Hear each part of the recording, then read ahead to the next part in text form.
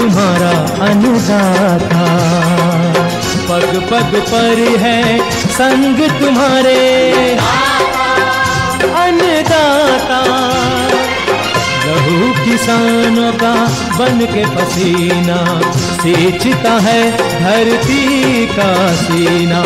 मेहनत का तेरी हक दिलवाने, नई तकनीक नई खोज बताने।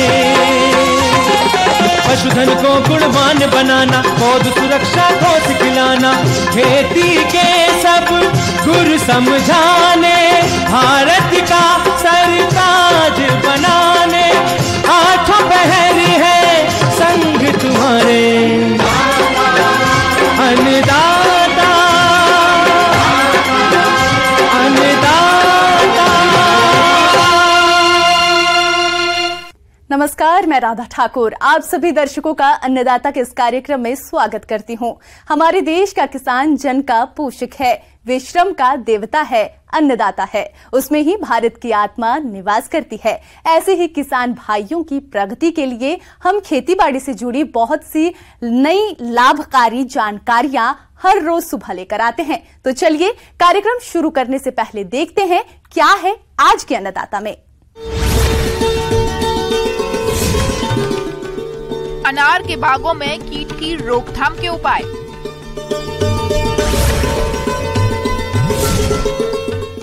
सोयाबीन की खेती करके ले अधिक उत्पादन।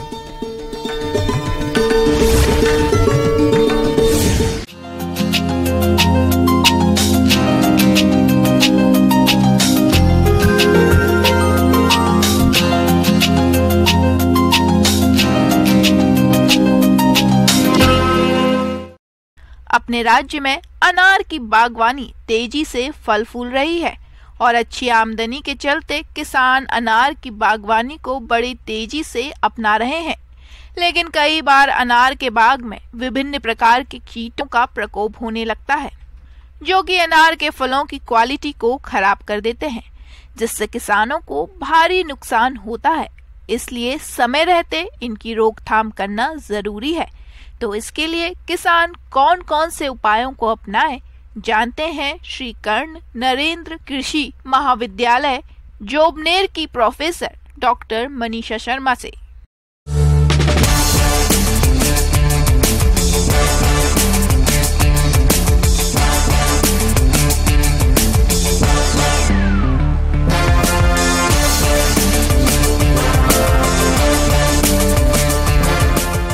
राज्य में शुष्क क्षेत्रों में अनार की बागवानी काफ़ी की जा रही है और अनार में जो मेन कीड़ा है वो अनार की फ्रूट फ्लाई है, फल मक्खी है। ये फल को ही नुकसान करती है और अनार में 3 बहार आती है, 3 बार फल लगते हैं और ये थ्रू आउट दी ईयर चलता है।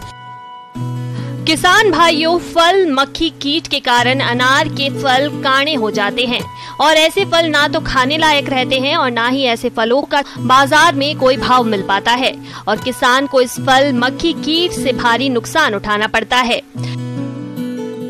ये कीड़ा क्या करता है, जैसे ही फल लगेंगे, फूल से फल बने, फल पे अंडे देगा और अंडे देने के बाद में इसका जो निम्फ होगा वो छोटा सा छेद बना के फल के अंदर चला जाएगा और फल के अंदर का जो पल्प और दाने हैं उनको खा लेगा। और दाने खाने के बाद में क्या होगा, जो एक तो फल की साइज पूरी नहीं हो पाती, वो छोटी रह जाती है और अंदर जो दाने हैं वो भी खराब हो जाते हैं, काले पड़ जाते हैं और फल की जो साइज है टेढ़ी मेढ़ी हो जाती है। किसान को सबसे पहले ये देखना है कि अगर फल की साइज टेढ़ी मेढ़ी है तो इसका मतलब है कि अनार में जो फल मक्खी है उसने अपना डैमेज स्टार्ट कर दिया है। फल को तोड़ के देखने पे उसमें मैगट निकलेगी। मैगट का मतलब होता है कि उसके पाँव नहीं होते हैं, बिल्कुल सफ़ेद कलर की होगी और उसका भाव नहीं मिलेगा बाजार में और किसान को जो रेट मिलनी चाहिए वो नहीं मिलेगी। उस खाने में भी बिल्कुल सही नहीं रहेगा क्योंकि अंदर से पूरा काला हो जाएगा और इसमें एक फंगस है वो डेवलप हो जाती है जिसको मॉल्ट बोलते हैं। फल मक्खी कीट के इस नुकसान को देखते हुए जरूरी हो जाता है कि आप समय रहते इनकी रोकथाम के लिए उचित कदम उठाएं ताकि फल मक्खी कीट से होने वाली हानि से बचा जा सके और गुणवत्ता युक्त अधिक उत्पादन किया जा सके। के लिए किसान भाइयों को सबसे पहले जैसे ही फल फ्लावरिंग हुई उस टाइम पे बेट स्प्रे करना चाहिए। बेट स्प्रे एक केमिकल और कुछ जैकरी मिला के बनाते हैं, जिसमें मेलाथियन 50 EC 50 ml लेते हैं, 50 लीटर पानी लेते हैं और आधा किलो गुड़ या जैकरी का यूज करते हैं। इसको मिला के स्प्रे कर देना चाहिए। इससे फ्रूट फ्लाई का कम अटैक होगा। दूसरा, पॉसिबल हो तो या तो पूरे पौधे को ही कवर कर देना चाहिए या फिर बैगिंग जो फल है उन पे छोटे छोटे बैग्स लगा देना चाहिए। ये थोड़ा लेबोरियस तो है लेकिन फिर भी इसमें बैगिंग कर देनी चाहिए। नायलॉन के बैग से या जो अपने क्लॉथ के कपड़ा आता है उनके बैग से उनको कवर कर देना चाहिए।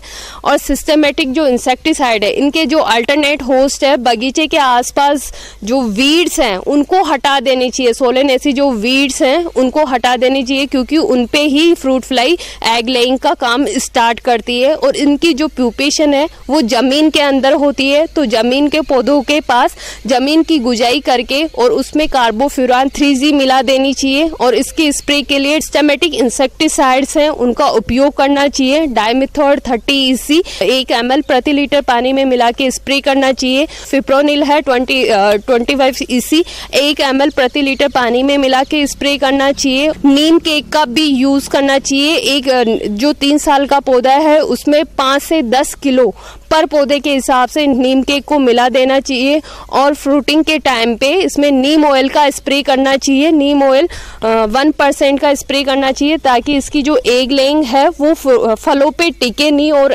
कम बने। किसान भाइयों, इसके अलावा आप काणे और सड़े गले फलों को तोड़कर नष्ट कर दें, ताकि इस कीट के प्रकोप को फैलने से रोका जा सके। और जो खराब फल हैं उनको तोड़ के दबा देने चाहिए जमीन में, या उन पे किसी केमिकल का स्प्रे कर देना चाहिए, ताकि उससे जो अडल्ट निकले बाहर आके दोबारा से एग लेइंग नहीं करे। टाइमली इसका मैनेज करके इसको किसान अच्छे भाव ले सकता है। किसान भाइयों, अभी तक आपने खेती से जुड़ी हुई कुछ उपयोगी जानकारियां देखी। अब लेते हैं एक छोटा सा ब्रेक और जल्द ही लौटेंगे। और कार्यक्रम में आगे भी है खेतीबाड़ी से जुड़ी महत्वपूर्ण जानकारियां, तो बने रहिए हमारे साथ।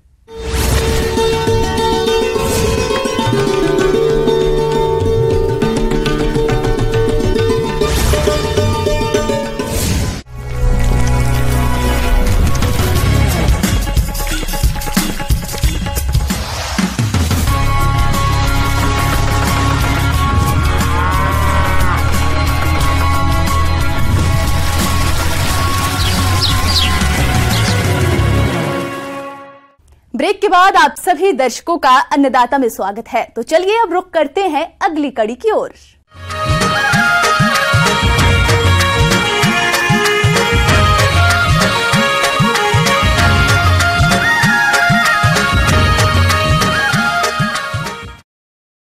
तिलहनी फसलों में सोयाबीन की खेती अपने राज्य के दक्षिणी पूर्वी भाग में बड़े पैमाने पर की जाती है।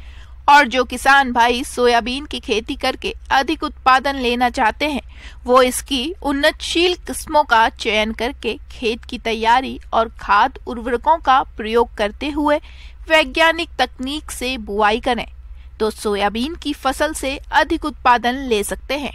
तो आप किस प्रकार से करें सोयाबीन की खेती, इसकी जानकारी दे रही हैं विषय विशेषज्ञ सुमन प्रसाद।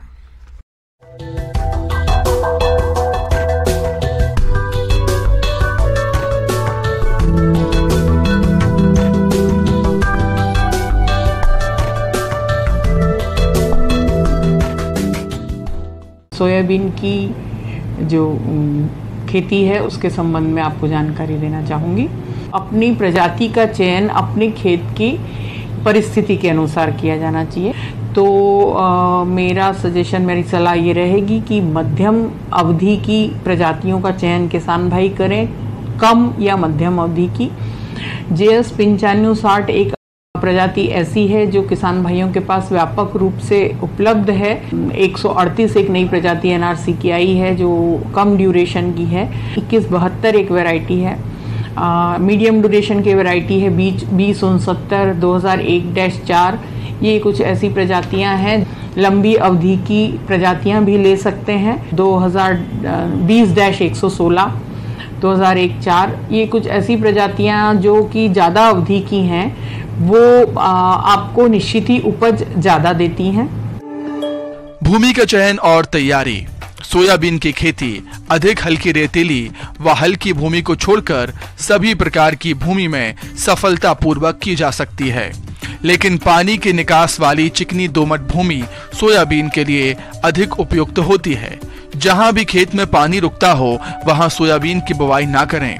खेत की तैयारी के लिए मिट्टी पलटने वाले हल से एक जुताई की जाती है। उसके बाद 2 से 3 जुताइयां देशी हल या कल्टीवेटर से की जाती है और प्रत्येक जुताई के बाद खेत में पाटा चलाना आवश्यक है, जिससे ढेले टूट जाते हैं और भूमि में नमी का संरक्षण भी होता है। बुआई के समय खेत में पर्याप्त नमी का होना आवश्यक है। तो ये कुछ प्रमुख बातें हैं। इसके अलावा उर्वरक का उपयोग, तो उर्वरक के उपयोग में 40 किलो नत्रजन, 80 किलो फास्फोरस और 20 किलो पोटाश की आवश्यकता होती है सोयाबीन की फसल में, जो कि विभिन्न कॉम्बिनेशन से दी जा सकती है। यदि मैं यूरिया एसएसपी की बात करूं, 40 किलो नत्रजन, 80 किलो फास्फोरस और 20 किलो पोटाश ये दे सकते हैं। कोई भी खाद का कॉम्बिनेशन वो उपयोग कर सकते हैं। यदि उस कॉम्बिनेशन को बनाने में किसी तरह का उनको संशय है तो अपने स्थानीय वरिष्ठ ग्रामीण कृषि विस्तार अधिकारी से संपर्क करें, इसमें वे आपकी मदद करेंगे। तो पर महत्वपूर्ण ये है कि जो उर्वरक का उपयोग है वो संतुलित मात्रा में किया जाए। किसान भाइयों, अभी आपने सोयाबीन की फसल से अधिक उत्पादन प्राप्त करने के लिए खेती की तैयारी और उर्वरकों के प्रयोग विधि के बारे में जानकारी हासिल की। अब आइए जानते हैं बीज की उचित मात्रा और बीजोपचार करते हुए सोयाबीन बुवाई की वैज्ञानिक तकनीक के बारे में। तो जो सबसे महत्वपूर्ण घटक उत्पादन लेने के लिए होता है वो होता है बीज, और बीज का चयन किसान भाइयों अत्यंत महत्वपूर्ण है। तो मेरी सलाह ये रहेगी कि कम से कम, यदि पूरे अपने क्षेत्र में यदि आपकी ज़मीन ज़्यादा है और पूरे क्षेत्र के लिए आप नया बीज नहीं ले पा रहे हैं, तो कम से कम अपने भूमि के 30% हिस्से में नया बीज अवश्य रूप से लें। इसके बाद हम आते हैं बीज उपचार पे। बीज उपचार अवश्य रूप से करें किसान भाइयों। थियाराम और कार्बनडिजिम का कॉम्बिनेशन आता है जो कि कवकनाशी है, फंगस से हमारे फसल को जो है नुकसान से बचाता है। 2.5 से 3 ग्राम प्रति किलो का इसमें मात्रा लगती है दवाई की। और एक बीज उपचार किसान भाई सोयाबीन में विशेषकर से थायोमिथाक्साम से भी करें। ये एक सिस्टमिक इंसेक्टिसाइड है। इसके उपचार से इनिशियल स्टेज में जो कीट का प्रकोप होता है, बहुत सारे कीटों के प्रकोप से हमारी फसल प्रारंभिक अवस्था में उसका बचाव हो जाता है। बीज उपचार के बाद एक जो महत्वपूर्ण बात है कि पौधों की दूरी आपस में कितनी होनी चाहिए। तो सोयाबीन में 2 तरह की प्रजातियां आती हैं। एक होती है जो झाड़ करती है और एक होती है जो कि सीधा उगती हैं। बीज बुआई की उन्नत तकनीक। किसान भाइयों, सोयाबीन की बोनी कतारों में करना चाहिए। सोयाबीन की बुआई के लिए सीड ड्रिल का उपयोग किया जा सकता है। कम फैलने वाले किस्मों के लिए कतार से कतार की दूरी 40 सेंटीमीटर और अधिक फैलने वाले प्रजातियों के लिए कतारों की दूरी 45 सेंटीमीटर रखना उपयुक्त होता है।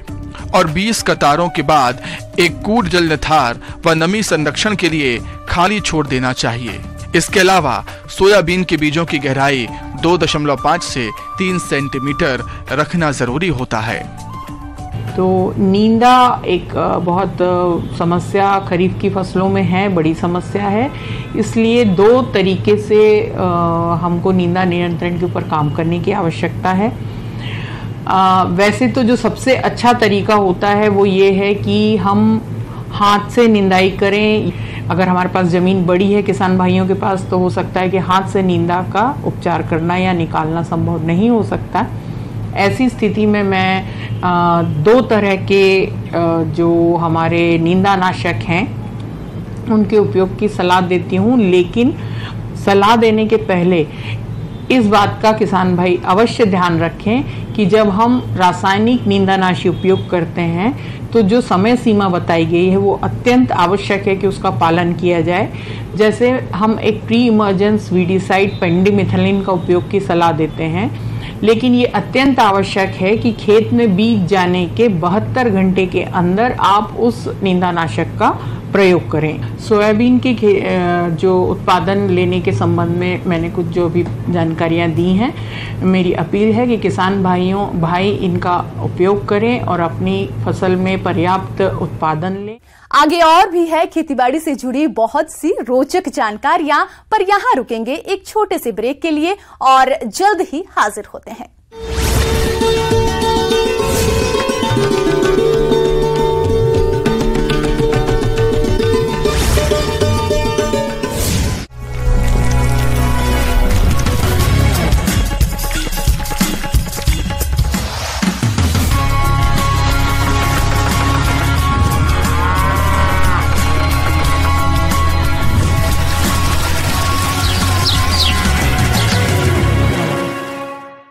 ब्रेक के बाद एक बार फिर से आप सभी दर्शकों का अन्नदाता कार्यक्रम में स्वागत है। बढ़ते हैं अगली प्रस्तुति की ओर।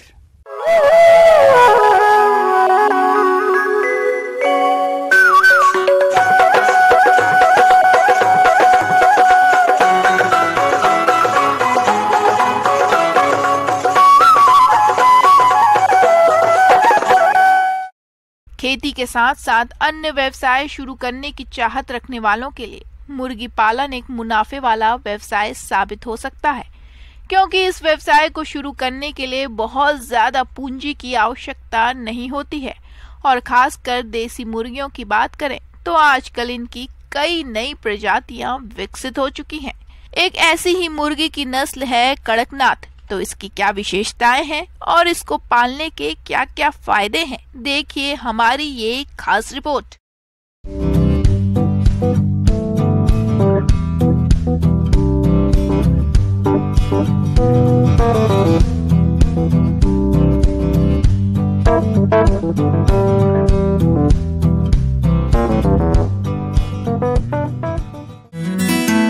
मुर्गी पालन एक ऐसा व्यवसाय है जो आपकी आय का अतिरिक्त साधन बन सकता है।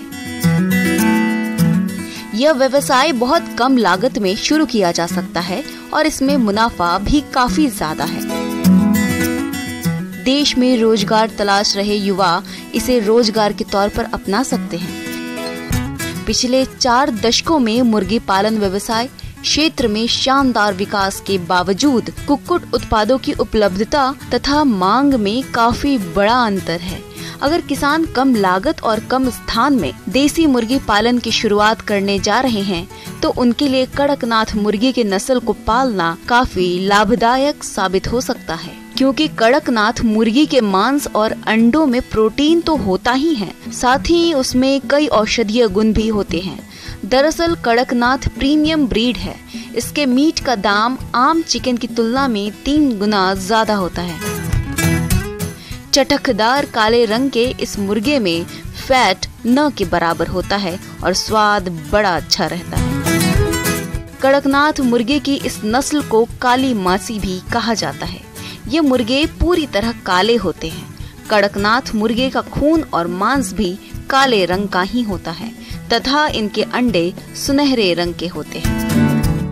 मध्य प्रदेश के झाबुआ समेत कई अन्य जिलों में मुर्गी की ये खास नस्ल पाई जाती है, जिसे कड़कनाथ के नाम से पहचाना जाता है। इसमें vitamin B1, B2, B6, B12, C, E, niacin, calcium, phosphorus और हीमोग्लोबिन से भरपूर होता है। इसके मीट में सफेद चिकन के मुकाबले कोलेस्ट्रॉल का स्तर कम होता है और अमीनो एसिड का स्तर ज्यादा होता है। यह दूसरे मुर्गियों की तुलना में लाभकारी है। इसका खून, हड्डियां और संपूर्ण शरीर काला होता है। कड़कनाथ चिकन फार्मिंग बिजनेस को करने के लिए आपको खुले स्थान की जरूरत पड़ेगी। इसे आप घर के आंगन और लकड़ी का शेड बनाकर बहुत आसानी से पाल सकते हैं। एक मुर्गे के लिए करीब 2 स्क्वायर फीट जगह की जरूरत होती है। इस मुर्गे के खान पान में कोई ज्यादा खर्च नहीं आता है। यह हरे चारे में बरसीम, बाजरा चरी बड़े ही चाव से खाते हैं। कड़कनाथ मुर्गी 9 से 20 सप्ताह में 1 किलोग्राम वजन की हो जाती है और लगभग 5 महीने में 2 से 2.5 किलोग्राम की हो जाती है और प्रति वर्ष लगभग 100 से 120 अंडे देती है। इस नस्ल को 1 किलो तैयार करने में 200 रुपए का खर्च आता है और बाजार में यह 700 से 900 रुपए प्रति किलो की दर से बिक जाता है। इनमें किसी भी प्रकार की कोई भी बीमारी नहीं होती है। बस शुरू के दिनों में चूजों की थोड़ी देखरेख और उनके उचित तापमान का ध्यान रखना होता है। अगर आप कड़कनाथ का व्यवसाय शुरू करना चाहते हैं तो भारतीय पक्षी अनुसंधान संस्थान इज्जत नगर बरेली में प्रशिक्षण ले सकते हैं। इसके अलावा समय समय पर कृषि विज्ञान केंद्र में भी प्रशिक्षण दिया जाता है। साथ ही राज्यों के पशुपालन विभाग से भी आप इसकी पूरी जानकारी ले सकते हैं।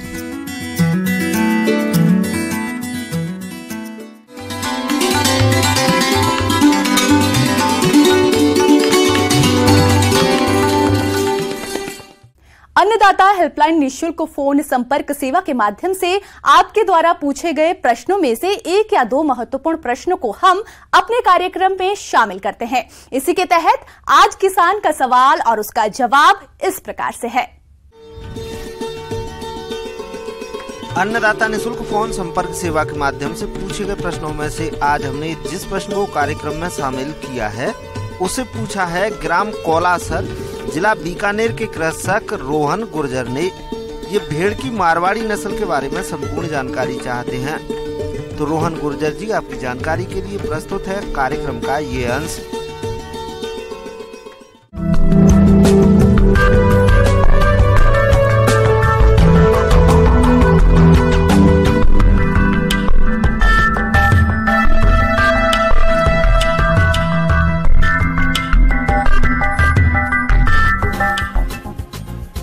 आमतौर पर देखने में आता है कि हमारे किसान भाई कृषि कार्य करने के साथ पशुपालन भी करते हैं, जो कि उनके लिए अतिरिक्त आय का एक अच्छा साधन है। हालांकि अधिकांश किसान गाय, भैंस, भेड़ बकरियों का पालन करते हैं, जिनके पालन से वे अच्छी आय भी कमाते हैं। इस पशुपालन में भेड़ पालन किसानों के लिए एक अच्छी आय का जरिया साबित हो रहा है। देश में कई ऐसे राज्य हैं जहां भेड़ पालन का कार्य बड़े पैमाने पर किया जाता है, क्योंकि भेड़ पालन में अन्य पशुओं की अपेक्षा लागत कम लगती है और लाभ अधिक मिलता है। इसलिए इसे छोटे और सीमांत किसान आसानी से कर सकते हैं। आज हम बात करते जा रहे हैं भेड़ की मारवाड़ी नस्ल के बारे में, जो कि किसानों के लिए किसी वरदान से कम नहीं है, क्योंकि इस नस्ल के पालन से किसानों को अच्छी क्वालिटी की ऊन और मांस तो मिलता ही है। इसके अलावा इस नस्ल की भेड़ों में सर्वाधिक रोग प्रतिरोधक क्षमता होती है। इन्हें सब खूबियों को देखते हुए हमारे राज्य के किसान सर्वाधिक रूप से मारवाड़ी नस्ल की भेड़ों का पालन करते हैं। राजस्थान में मारवाड़ी भेड़ सर्वाधिक रूप से जैसलमेर, जोधपुर, नागौर, चूरू, बाड़मेर, झुंझुनू, सीकर, पाली जिलों में पाली जाती है। किसान भाइयों, जहां तक इस नस्ल की भेड़ों की पहचान के लक्षणों की बात है, तो इस नस्ल की भेड़ों का मुंह काला होता है, गर्दन के बाद का भाग सफेद होता है, कान छोटे और मुड़े होते हैं, इसकी टांगे लंबी होती है लेकिन पूंछ छोटी होती है। इस तरह किसान भाइयों, आप इन लक्षणों के आधार पर इस नस्ल की भेड़ों की पहचान करके पालन कर सकते हैं। जहां तक इसके आहार प्रबंधन की बात है, तो इसके आहार पर कोई ज्यादा खर्च नहीं आता है। भेड़ों के लिए हरा चारा, गेहूं का भूसा, यदि संभव हो तो चना, अरहर और मसूर की दाल के भूसे का इंतजाम करना चाहिए। इसके अलावा बबूल, खिचड़ी की लूम, नीम, पीपल, पाकड़ की पत्तियों को समय समय पर हरे चारे के रूप में दे सकते हैं। किसान भाइयों, भेड़ों की अच्छी बढ़वार के लिए संतुलित आहार देना जरूरी होता है, जिसको किसान अपने स्तर पर दाना या बाट बनाकर भेड़ों को खिला सकते हैं, जिससे इनके आहार पर खर्च कम आएगा।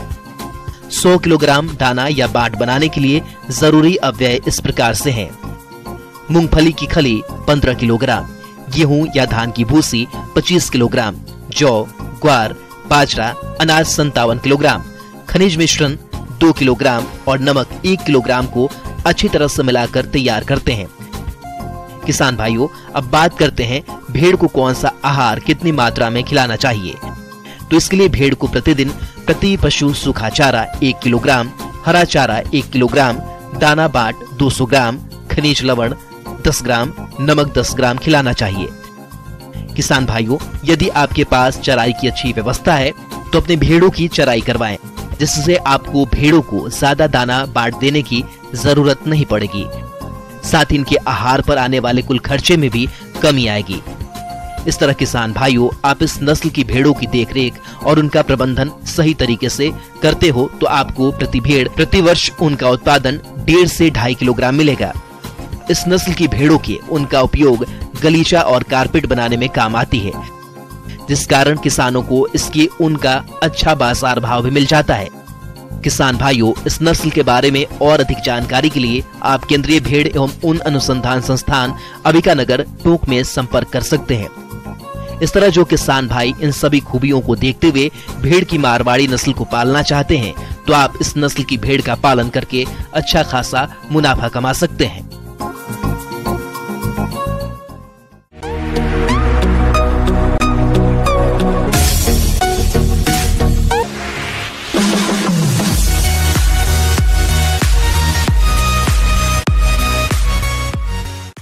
आइए अब नजर डालते हैं राज्य के कुछ चुनी हुई मंडियों के प्रमुख फसलों के बाजार भाव पर।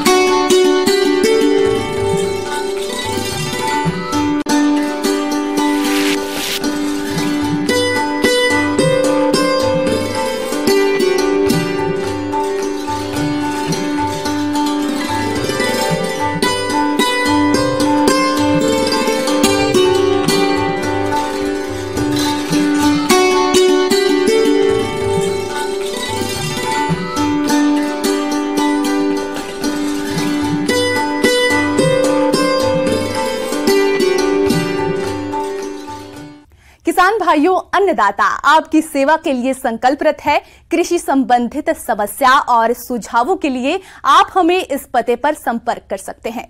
प्रोड्यूसर अन्नदाता, news 18 Rajasthan, Ramoji film city, Hyderabad 501512। साथ ही आप हमें ईमेल भी कर सकते हैं। हमारा ईमेल है p18annadattarajasthan@nw18.com। इसके अलावा आप हमें निशुल्क हेल्पलाइन नंबर 180088926163 पर सोमवार से शनिवार सुबह 10 से शाम 4 बजे के बीच संपर्क कर सकते हैं। किसान भाइयों, अब समय हो रहा है आपसे विदा लेने का, तो हमारी अन्नदाता टीम को दीजिए इजाजत। कल फिर आपसे मुलाकात होगी कृषि संबंधित कुछ और महत्वपूर्ण जानकारियों के साथ। नमस्कार।